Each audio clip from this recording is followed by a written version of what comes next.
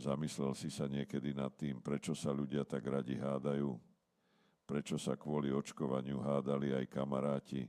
Rodiny sa rozpadali kvôli vojne na Ukrajine a aj v krčme môžeš dostať pohube len za to, že fandíš inému futbalovému klubu. A teraz to najdôležitejšie, komu to asi tak vyhovuje. No samozrejme, tým hore. Politikom, ktorí ťa majú na háku, zatiaľ čo ty sa biješ za ich smiešné ilúzie. Rozdeľuj a panuje stará špinavá hra, ktorá stále funguje. A teraz to funguje ešte lepšie. Prečo?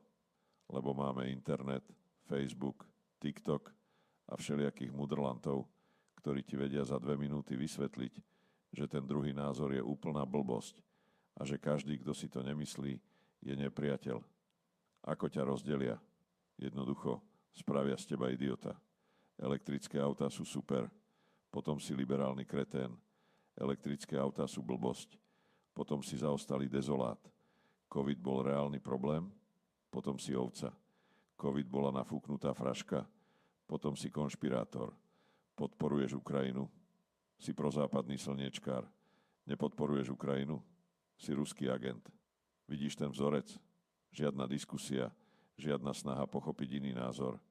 Len škatulkovanie, lebo je to rýchle, jednoduché a hlavne funguje to. No a tí, čo to rozdúchali, zatiaľ setkajú si v parlamente, pijú kávu, berú tučné platy a v súkromí si podávajú ruky aj s tými, ktorých ti vykresľujú ako nepriateľov. Či si myslíš, že si naozaj idú po krku? Kdeže? Oni si len vytvárajú divadlo, aby sme sa my tu dole medzi sebou mlátili, zatiaľ čo oni si užívajú moc.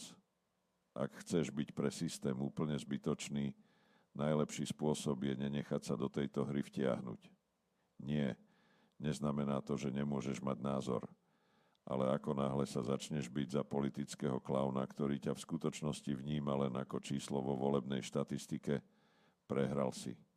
Namiesto toho sa bav s ľuďmi, aj s tými, čo majú iný názor. A hlavne nedovol, aby ťa niekto použil ako pešiaka v ich smiešnej hre. Lebo vieš čo? Oni nás potrebujú rozhádaných. Lebo keď sa ľudia prestanú hádať a začnú sa skutočne zaujímať o to, ako tento systém funguje, tak sa im ten ich mocenský domček z karát zrúti rýchlejšie, ako stihnú povedať, my za to nemôžeme. Tak čo? Ešte stále sa chceš hádať na Facebooku? Alebo začneš rozmýšľať?